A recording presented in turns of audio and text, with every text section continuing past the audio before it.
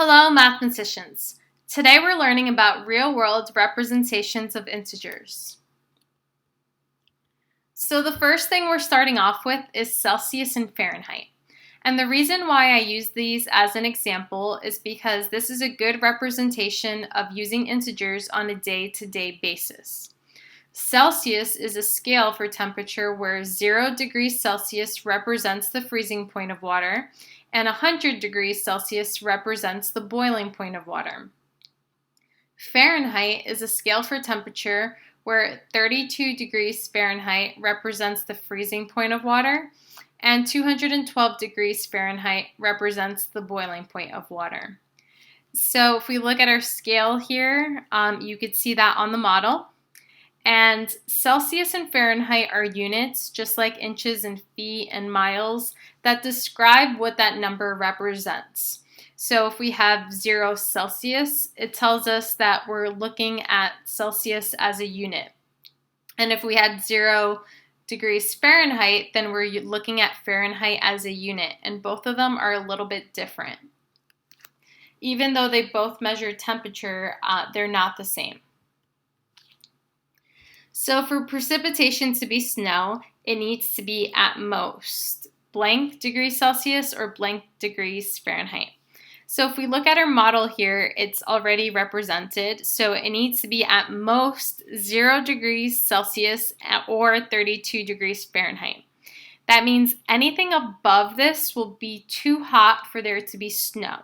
So we know that for Celsius and Fahrenheit, it has to be here or anything below. And then same thing for Fahrenheit. It has to be right here or anything below. So then I asked you guys to write an inequality that represents the temperature needed for snow. So in Celsius, if the temperature is cold enough for snow, that means that the temperature, which is unknown because we don't know what the temperature is, has to be less than or equal to 0. Meaning if it's 0 degrees Celsius, that's cold enough for there to be snow, but it could also be lower than that. So X, our temperature, has to be less than or equal to 0 degrees Celsius. For Fahrenheit, since we're looking at a different scale, our temperature, which is unknown for right now, in order for there to be snow, it has to be less than 32 degrees, or it can equal 32 degrees Fahrenheit. So just be mindful that they're different and that X, our temperature, has to be less than these two temperatures or equal to them in order for there to be snow. And we could also see that here on our model. When I shaded that, I went down. So it has to be less than. So any of these temperatures that are less than 0 degrees Celsius and 32 degrees Fahrenheit will be cold enough for snow.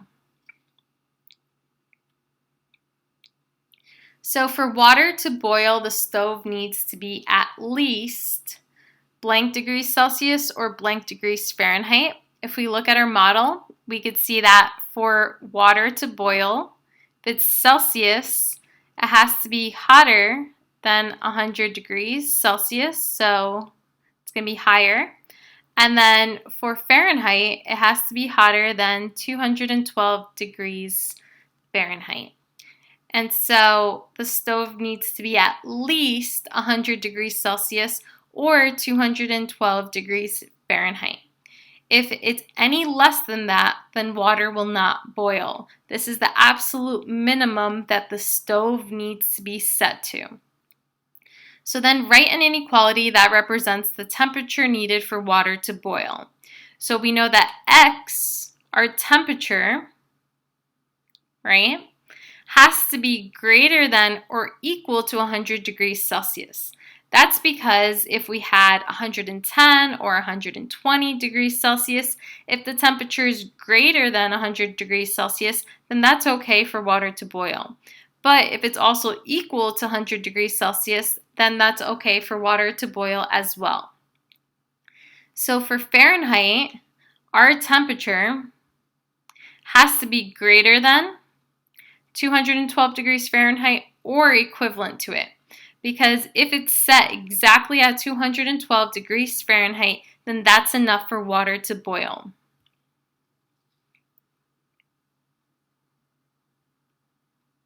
So Celsius and Fahrenheit. Temperature can be represented as A or N. Select all that apply. So temperature, could it be positive? Yeah.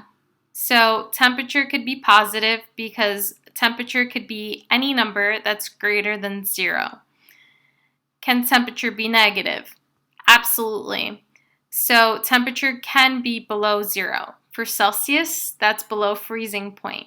For Fahrenheit, anything below 32 degrees Fahrenheit is freezing point, but we could still go below 0. So can temperature be represented as a whole number? Absolutely, because the temperature could be 5 degrees Celsius or 10 degrees Celsius or 15 degrees Fahrenheit and so on. Can it be represented as an integer? Absolutely, because temperature could be positive. It could be a positive whole number, right? It could be 0. It could be a negative whole number. And then can it be represented as a fraction? It can, but it's typically not represented as a fraction. But that doesn't mean that it's impossible. You can definitely have 10.5 degrees Celsius. And then same thing for decimal. It's not typically written as a decimal, but it can be.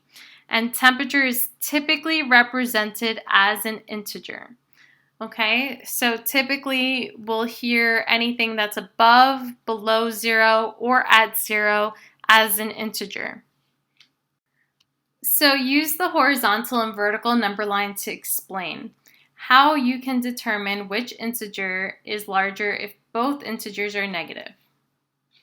So here we have to justify that -5 is less than -2.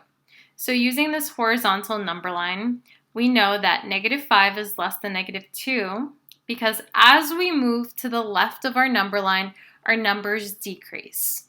The opposite is true if we move to the right on our number line. So if we move to the left, our numbers decrease, meaning they get smaller. And because -5 is more to the left than -2, then that makes it smaller than -2. And then if we move in the opposite direction, the opposite is true. So a number that is further to the right is bigger, and -2 is further to the right than -5. So -5 is right there, -2 is right here.